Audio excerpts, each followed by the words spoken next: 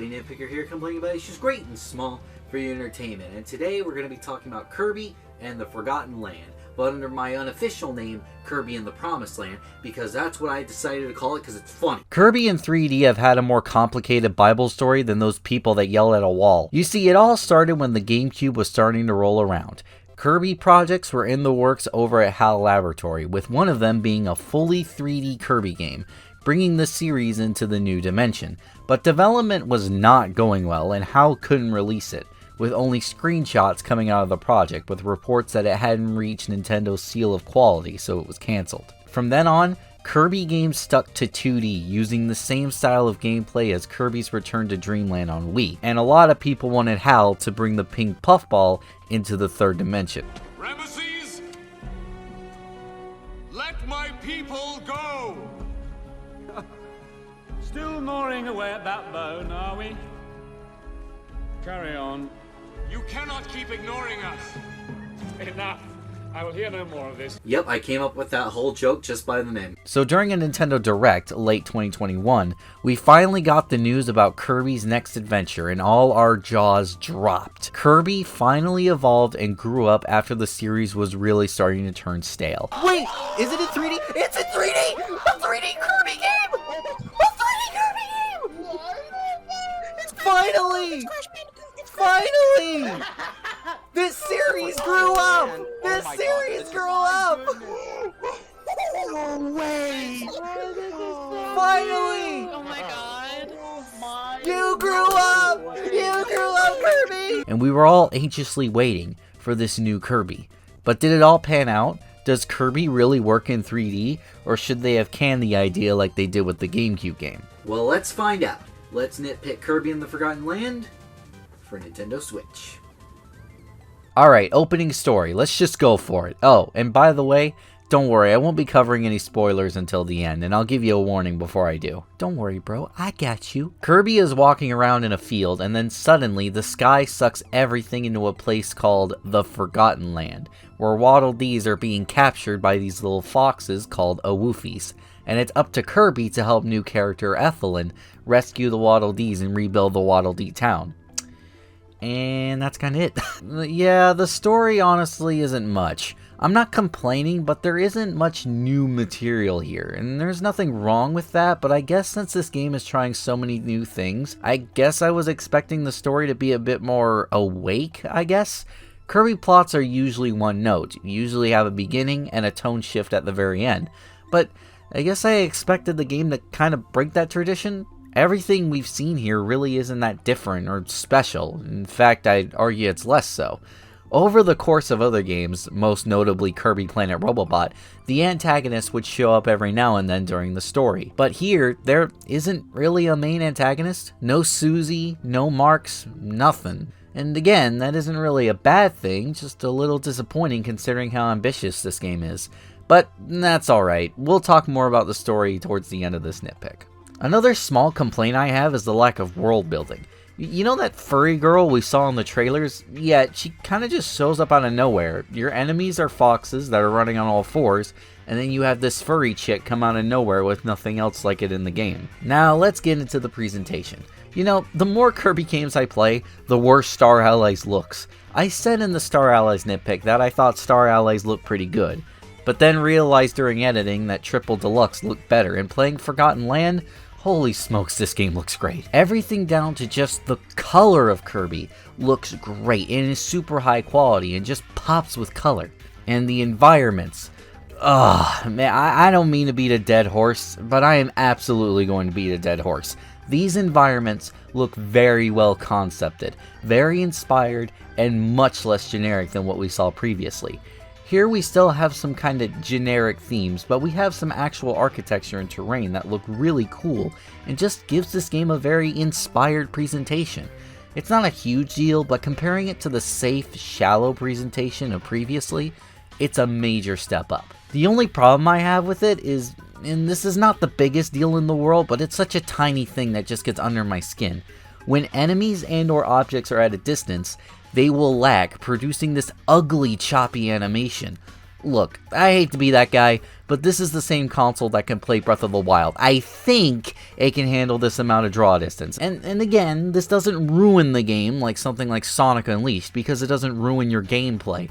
But it just puts throw up all over this great art style. OST is also a step up from Star Allies. Not by a mile or anything, and nothing I personally listen to on my own time, but it's pretty good. Yeah, that's kinda it. Alright, enough of all that. Let's just dive in. Let's talk about the gameplay. So what was HAL so afraid of creating for 19 years? Well, one of my favorite 3D platformers of all time. Well, that's unfortunate. You did your best, HAL. Maybe try better next. The controls are on point. I don't know why the controls just stick out so much when I play this game. Everything down to the movement, the jumps. Kirby controls exactly how you'd expect, and honestly even more so. But sure, it's fun to control Kirby, obviously, but is it fun to control what he does? Yep, Kirby and the Forgotten Land is finally a 3D platformer, meaning now you have more possibilities for platforming and combat than ever before in the Kirby series. You go through open areas exploring and defeating enemies while saving Waddle Dees, and I'm happy to report that not once during my playthrough did I feel the game was getting stale. It's a fun game from beginning to end, unlike in my opinion, the game before it, where Star Allies felt mind-numbingly easy. This game has the correct amount of difficulty you'd expect from a Kirby game. Way more fun and way less automatic. Of course, with the all-new dimension, Kirby's abilities have way more depth, and some even got retooled and improved. Swing your weapon at enemies with the sword ability, destroy enemies and objects using the bomb ability, and quite literally, shoot a pistol at enemies with Ranger. Like literally, look at this weapon, right? You'd expect a horn sound effect, but it's literally a pistol sound effect. Kirby's packing heat. But for the first time ever in the Kirby series, you can now evolve your abilities, making them more powerful or have a secondary function. With the sword ability, you have a bigger sword, extending your reach and power. With the Dragonfire Evolved ability, you can fire much more, and the fire sticks to your enemies, dealing much more damage. And you can also use the Dragon Wings to fly through the air and damage opponents for a certain amount of time. The Evolved Ranger ability, double your damage output by firing shots with more rapid succession, as if Kirby wasn't packing enough heat. Better make a cameo in that GoldenEye game coming out.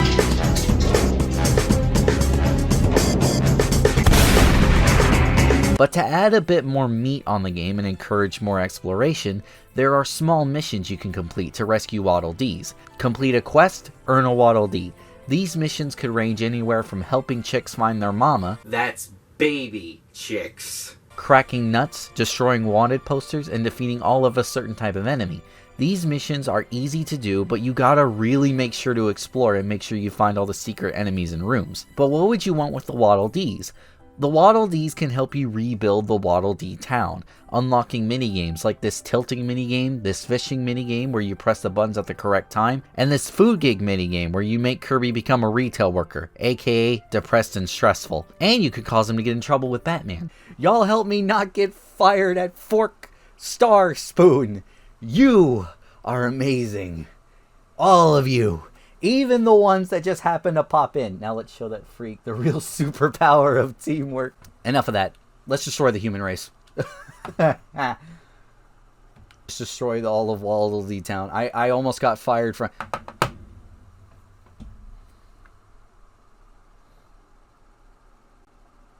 I just realized something. I just realized. Y'all help me not get fired. And for celebration, for celebration, I threatened to destroy all of Waddle Dee Town with my crash ability. Keep the secret from Batman. HAL really went all out with this game, but thankfully, I don't think they did anything crazy. Oh, there goes the car. Oh, jeez. Oh, jeez. Oh, God. Oh, what? What? What the Mouthful mode is the weirdest thing to ever be in a Kirby game, and I love it. Basically, there are certain objects Kirby can suck up and stretch himself over the object. Like this dude straight up swallows and stretches over a freaking car and drives it. There's other objects you can perform Mouthful mode on. Stairs, pipes, light bulbs. But that's all of Kirby's abilities. But the only problem is that this game is still a Kirby game, so it's still a pretty easy game, so it doesn't put much pressure on you to use your abilities, nor does it inspire you to push them to the max. That is, until the Treasure Road stages. Stages only focus on one ability, likely focusing on one, maybe two aspects of that ability, and motivating you to master it by completing the treasure mode in the fixed time. I absolutely love this addition to the game, and it reminds me a lot of Sackboy: A Big Adventure speedrunning levels, and I love those stages. The bosses are pretty simple as always, and especially when you get to the Dragonfire ability, they go out pretty easy. With it, I managed to mop the floor in the returning Coliseum mode. Alright, with all that, let's discuss the ending. So after sparring and defeating King Dedede, the Royal Highness manages to steal Evelyn while we weren't looking, and we have to go on a rescue mission to save her. And you know what I said earlier about the story being non-existent? Well, I was kinda lying, but I kinda wasn't either. Because without warning, the story just kinda jump starts up again after taking a long break from the start of the game, and it was honestly kinda jarring. But I'll get into that in just a second. After defeating King Dedede, we make our way up to the elevator where...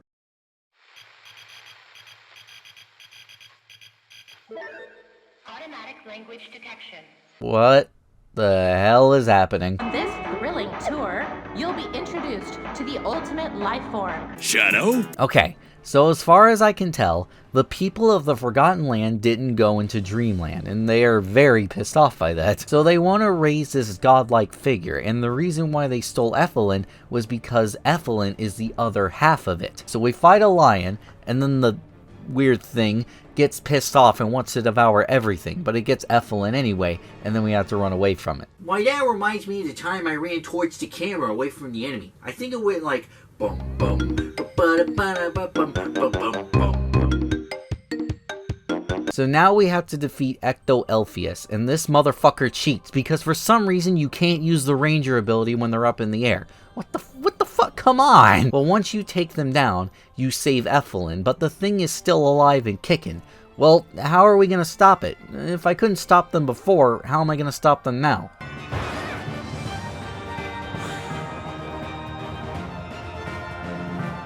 Kirby, what are you doing?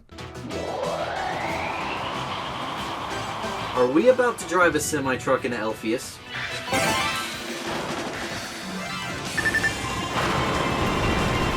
That is exactly what we were doing. Yeah, okay, sure. Cause this game isn't awesome enough, Hal said. Drive a semi-truck through a god, Hal said. So we do just that, and then Evelyn sacrifices themselves to shut the door between worlds.